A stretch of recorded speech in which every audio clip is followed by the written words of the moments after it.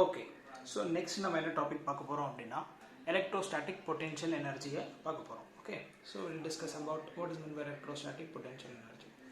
So electrostatic potential energy.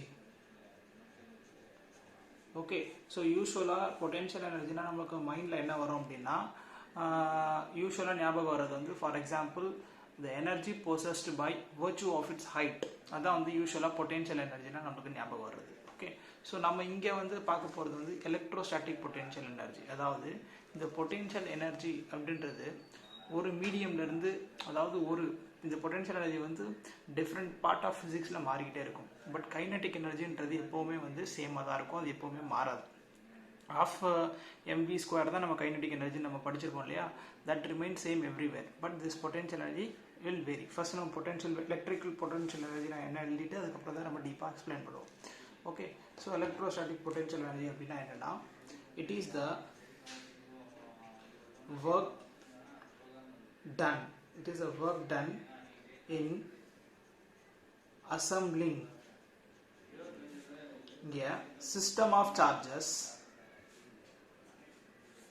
Assembling a system of charges. Assembling a system of charges against the electric force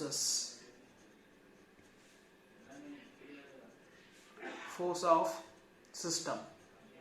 Okay, it is a work done in assembling a system of charges against electric force of system. So ரெண்டு electric charge இருக்கு அப்படின்னா அந்த ரெண்டு electric சார்ஜுக்குள்ள force இருக்கும் இல்லையா. So அந்த ஃபோர்ஸை மீறி எப்படி ஒரு சிஸ்டம் ஆஃப் சார்ஜஸை அரேஞ்ச் பண்ணுறது அப்படின்றது தான் வந்து எலக்ட்ரோஸ்டாட்டிக் பொட்டென்ஷியல் எனர்ஜி சிஸ்டம் அப்படின்னு சொல்லுவோம். Okay, so this is also termed as, you can write next point, this is also termed as interaction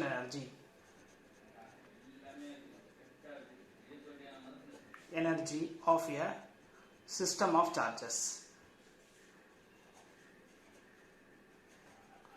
so இதை நம்ம என்னன்னு சொல்லணும்னா இன்டராக்ஷன் எனர்ஜி அப்படின்னு சொல்லுவோம். இன்டராக்ஷன் என்னது, ரெண்டு பார்ட்டிகல் இருந்தால் இன்டராக்ட் நடக்கும் இல்லையா. So that is what we call as interaction energy. Okay, so we will write a third important point for calculation.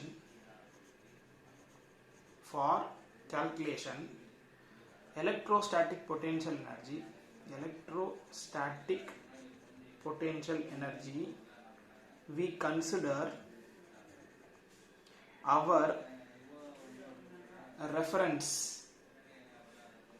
of zero potential energy when charges are at infinity. When charges are at infinity separation,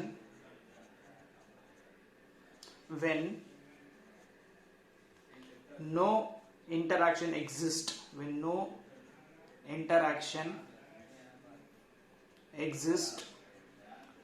between these charges. Okay, so நம்ம எப்போவுமே ஒரு complete potential energy கண்டுபிடிக்கணும் அப்படின்னா என்ன பண்ணுறோம்னா, அந்த சார்ஜை வந்து இன்ஃபினிட்டிக்கு எடுத்துகிட்டு போயிட்டு இன்ஃபினிட்லேருந்து கொஞ்சம் கொஞ்சமாக மூவ் பண்ணி ஒரு நார்மலாக இருக்கக்கூடிய சார்ஜ் பக்கத்தில் வைக்கும்போது ஒரு பொட்டென்ஷியல் எனர்ஜியை கால்குலேட் பண்ணுவோம். இட்ஸ் ஜஸ்ட் லைக் ஒரு ஸ்கேல் இருக்குன்னா நம்ம ஒரு என்டையர் லெங்த் எப்படி கால்குலேட் பண்ணுவோம், ஜீரோலேருந்து கால்குலேட் பண்ணுவோம்ல, அதே மாதிரி தான் பொட்டென்ஷியல் எனர்ஜியை ஃபஸ்ட்டு கால்குலேட் பண்ணணும்னா ஒரு பாயிண்ட்டை ஜீரோவில் ஒரு சார்ஜை வந்து இன்ஃபினிட்டியில் வச்சோன்னா பொட்டென்ஷியல் இன்டராக்ஷன் இருக்காது. அதுக்கப்புறம் கொஞ்சம் கொஞ்சம் மூவ் பண்ணும்போது அது ரெண்டுத்துக்கும் உள்ள இன்ட்ராக்ஷன் இருக்கும். So that we can able to find the energy. Okay, so இந்த பொட்டென்ஷியல் எனர்ஜியோட டெரிவேஷனை நெக்ஸ்ட் இப்போ பார்க்கலாம். Okay, next interaction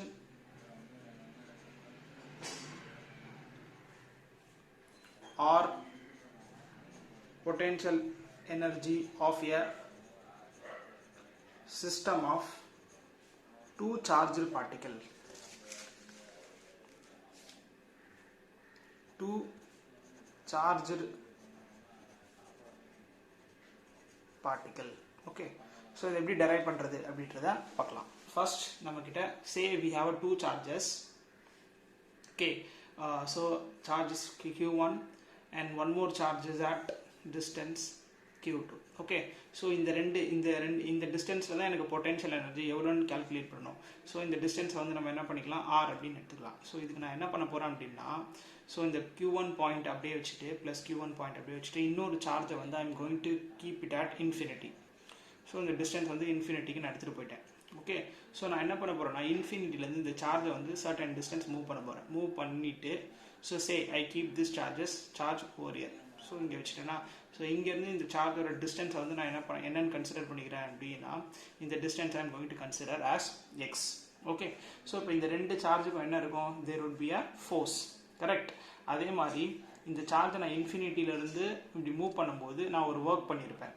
so what is that work done, அதை நம்ம கால்குலேட் பண்ணலாம். ஸோ ஒர்க் எவ்வளோ நடந்திருக்கும் அப்படின்னு பார்த்தோன்னா, ஸோ இங்கே எக்ஸ் டிஸ்டன்ஸ் இருக்குது. So work done, so we can say small work done is equal to force into distance.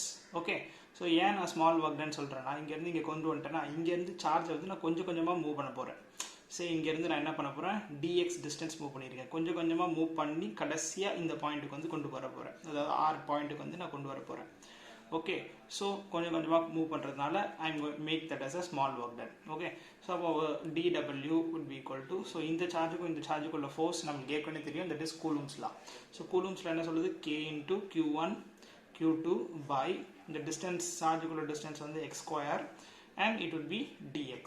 Okay, so இது இதில் கான்ஸ்டன்ட் கேவும் q1 q2வும் கான்ஸ்டன்ட் இல்லையா. So dw would be equal to, you can say dw would be equal to, so k q1 q2-வை வெளியில் எடுத்துட்டோம் அப்படின்னா மீதி என்ன இருக்கும், k q1 q2 by x square இருக்கா. ஸோ இதை இன்டெகிரேட் பண்ணணும். So integral this would be integral.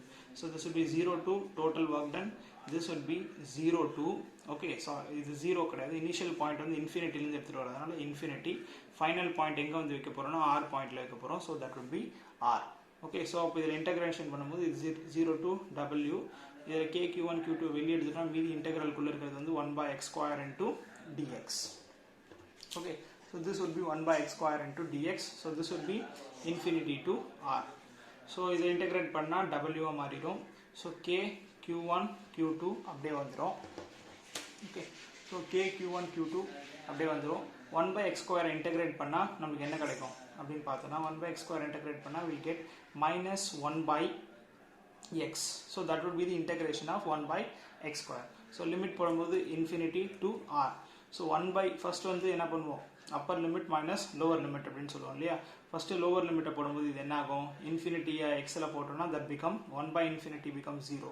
Next வந்து minus of this value r போட்டோம்னா மைனஸும் மைனஸும் கேன்சல் ஆகிடும். So total work done would be k q1 q2, so k q1 q2 divided by r. So this would be the work done. Correct. So this would be the work done in moving a charge from infinity to the point r. Okay, அதே மாதிரி we know one more fact, that is work done and energy are equal. Correct. So we can write by work energy theorem, by work energy theorem, work energy theorem, we can say work done would be equal to energy. Correct. Work done would be equal to change in energy.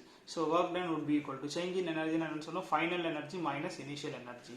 So final energy introdu this one. So that would be k q1 q2 by r, initial energy which is at 0. Okay, so work done would be equal to change in energy na sollலாம், energy would be equal to work done na sollலாம். So it means energy and work done are equal. So appo what would be the potential energy? So this would be equal to energy. So potential energy of the two charges would be k q1 q2 by r. So this would be the potential energy of the two charges.